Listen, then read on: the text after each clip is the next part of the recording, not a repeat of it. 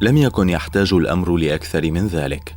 نبأ واحد فقط انتشر سريعا بين السكان المحاصرين: الحاجز الواصل إلى دمشق سوف يفتح. أشهر من الجوع ومثلها في الانتظار جعلت الإشاعة تبدو قابلة للتصديق. مئات من النساء والأطفال والشيوخ والشباب توجهوا إلى الحاجز العسكري المشترك بين قوات النظام وميليشيات أبو الفضل العباس الموالية له. ذلك كان صباح الأحد 5 من كانون الثاني عام 2014، لتعلن بعد ذلك واحدة من أكبر مجازر جنوب دمشق وعموم سوريا التي لم تغب عنها بعد أخبار المجازر المستمرة.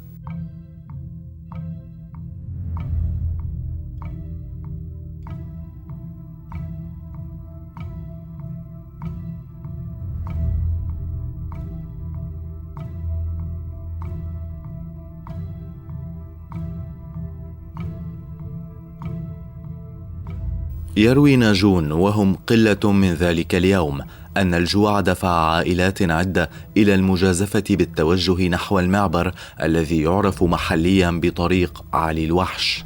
اتخذ آباء قتلهم جوع أطفالهم القرار الأكثر خطورة منذ أول يوم في عام 2014. بدأت العائلات بالزحف نحو الحاجز. يقول أطفال كانوا مع ذويهم في ذلك اليوم إنهم اضطروا للنوم في الشوارع لأيام متتالية.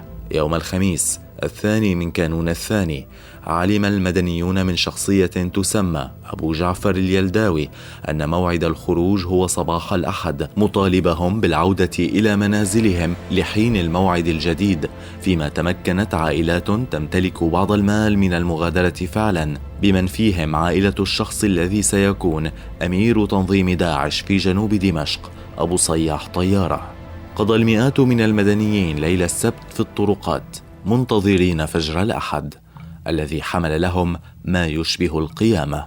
تجمع الناس في صفوف طويلة قرب حاجز أبو جعفر طيارة حتى وصلت الصفوف إلى ساحة الكشك في وسط بلدة يلدا من أجل الخروج. بدأ المدنيون في 6 صباحا بالاقتراب من الحاجز الذي تسيطر عليه قوات النظام والميليشيات الموالية له.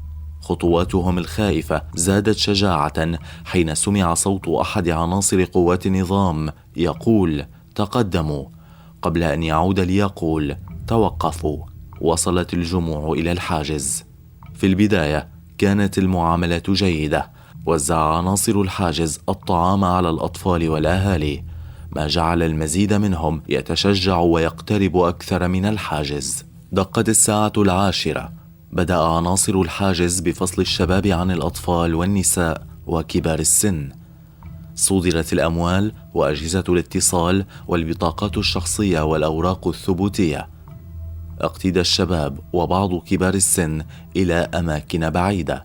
عند الساعة 12 ظهرا تغير عناصر الحاجز، ووصل عناصر يلبسون زيا عسكريا يحمل شعارات ميليشيا حزب الله اللبناني والشرطة العسكرية التابعة للنظام.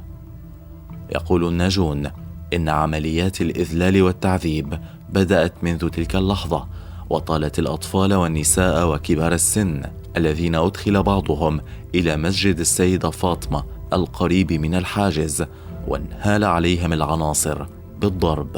في المقابل الشباب والأطفال الذين تجاوزوا سن 15 تعرضوا للضرب والتنكيل وعوملوا بوحشية. منتصف النهار وصل ضابط إلى الحاجز وبدأ بتجميع الرجال وسوقهم إلى المحال القريبة وإغلاقها من الخارج.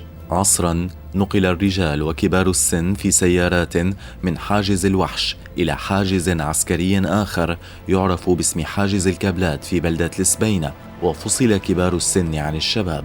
ضرب كبار السن من قبل عناصر الميليشيات وأهينوا طوال ساعات، ثم اقتيلوا من جديد إلى حاجز ثالث هو حاجز بردة الواقع بين منطقة الحجر الأسود والسبينة.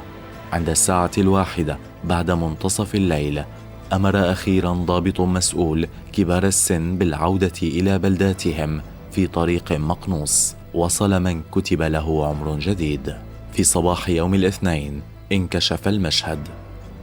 أكثر من 250 جثة أعدموا بالرصاص، وألقوا في مكب للنفايات، وأحرقت بعض الجثث. وجدت عشرات الجثث مرمية في الحقول الواصلة بين الحجر الأسود والسبينة، وتمت تصفيتهم أثناء محاولتهم الفرار من الحصار. لم يرد أي نبأ عن الشباب الذين اقتيدوا من الحاجز إلى أماكن مجهولة، ولا يزال أكثر من 1500 شخص مجهولي المصير حتى اليوم.